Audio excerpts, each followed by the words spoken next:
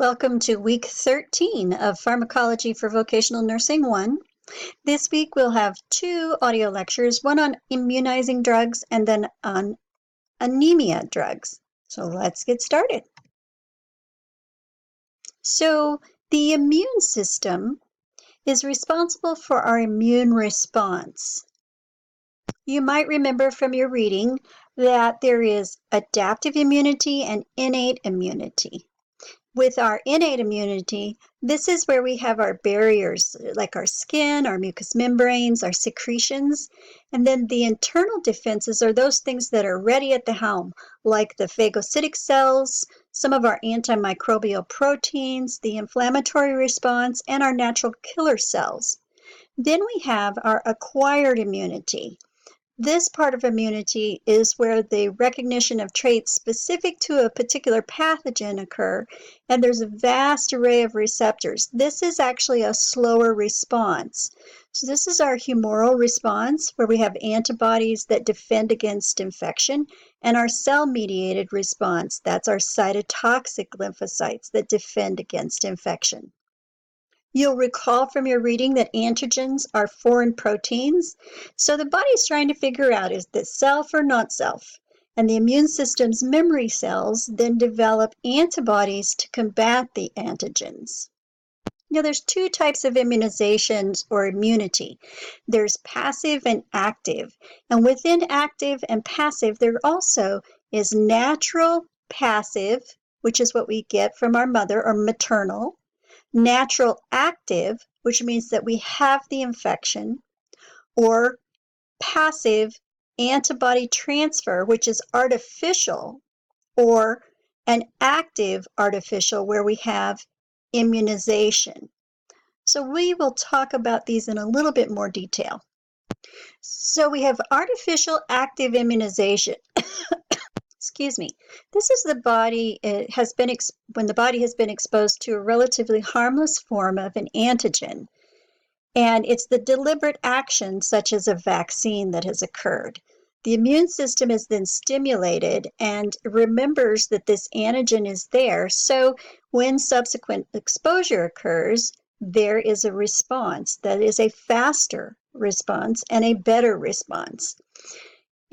Artificial active immunization does not cause a full-blown infection, and the lymphocytes recognize and respond to these antigens. So remember, the ones that mature in the thymus, the area above the heart, are called the T cells, and those that mature in the bone marrow are the B cells.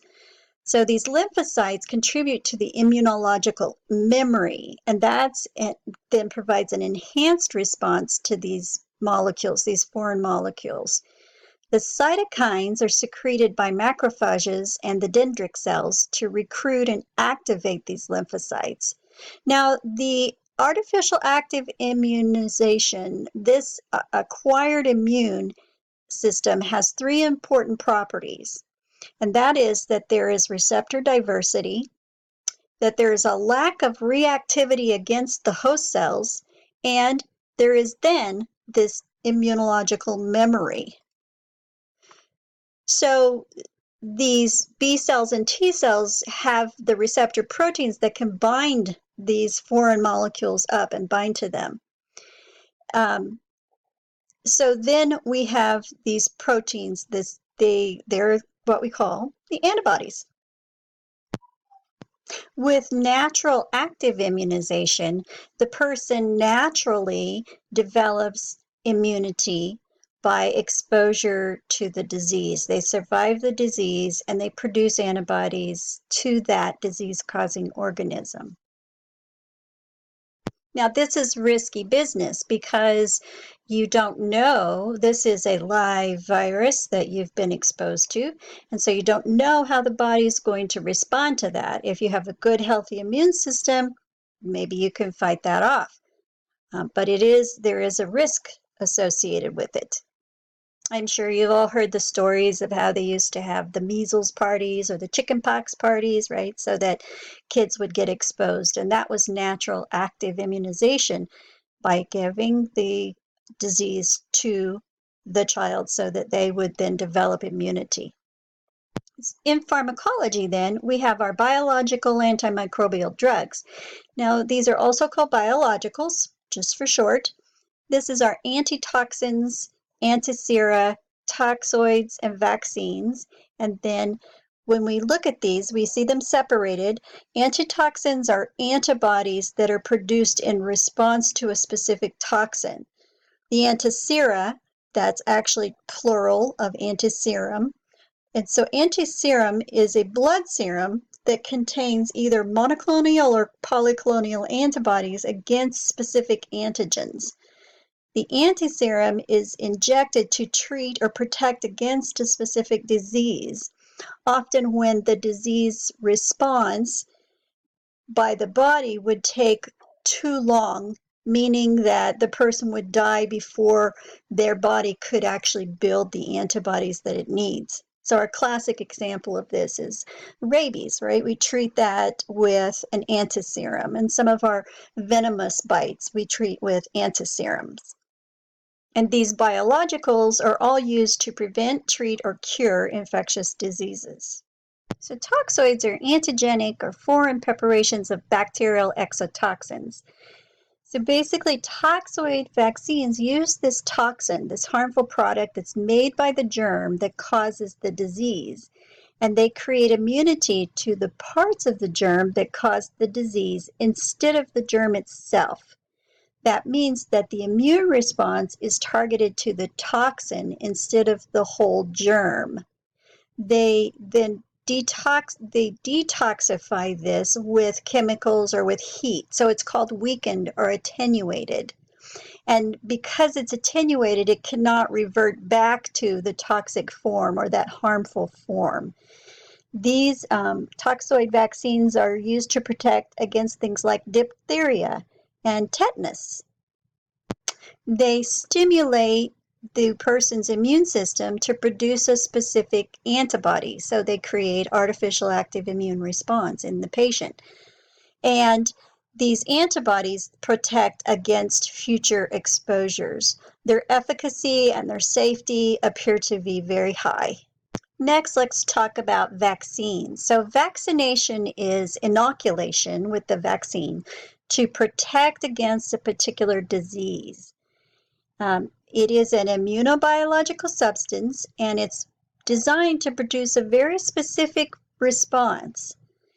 It is antigenic, but not pathogenic. So these are suspensions of either live, attenuated, which means they're weakened, or killed, which are inactivated microorganisms. These slight alterations in the bacteria and the viruses actually prevent the person injected from contracting the disease. They also stimulate the production of antigens against a specific antibody. Vaccinations with live bacteria or virus provide lifelong immunity. Vaccinations with killed bacteria or virus provide partial immunity, and booster shots are often needed periodically. Examples of immunizing drugs. We have the BCG vaccine for tuberculosis. It's a live attenuated vaccine. Diphtheria, tetanus, and pertussis are toxoids. There's the Haemophilus influenzae type B conjugate vaccine, or the HIB is what we often hear it referred to. And so the HIB and the hepatitis A and B are actually called surface antigen or recombinant vaccines. So what they are is they're prepared by cloning the gene in a yeast cell where it's expressed, and then that is allowed to, that antigen is allowed then to be put into the vaccine. And when that antigen is in the body, then the body can build up the antibodies against it. We have our measles, mumps, and rubella virus vaccines. These are live. There are several forms of these. And realize that other than smallpox, the live vaccines are actually a weakened form of the germ that causes the disease. So because the vaccine is so similar to the natural infection that they actually help prevent, they can create a very strong, long-lasting immunity. But live vaccines do have some limitations. For example, because they contain a small amount of the weakened but live virus, some people should talk to their healthcare provider before they get them. And anyone with a weakened immune system, long-term health problems, or if they've had an organ transplant, or if they're pregnant, we don't give them then these live vaccines. Now, you're not going to memorize vaccine schedules or vaccines in terms of which ones are live. You will get accustomed to that after you give them enough times. But it is important to realize that you need to make sure that you're following your facility policy, that you're looking these up, and that you're making sure that you're giving the correct drug to the correct patient by the correct route, and that you are being a patient advocate and making sure that this isn't any vaccine you give is appropriate for the person that you're giving it to. And the list goes on. We have our pneumococcal bacterial vaccines, our HPV, the Gardasil, our poliovirus vaccine. There's several forms. We typically use the immunization, the injection, rather than the oral form. The rabies virus, there is a vaccine in addition to the toxoid, so people will get the toxoid first, and then they'll get the vaccine for future to help them build up their immunity.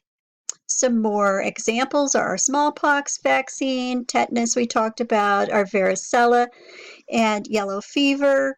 There's many vaccinations available.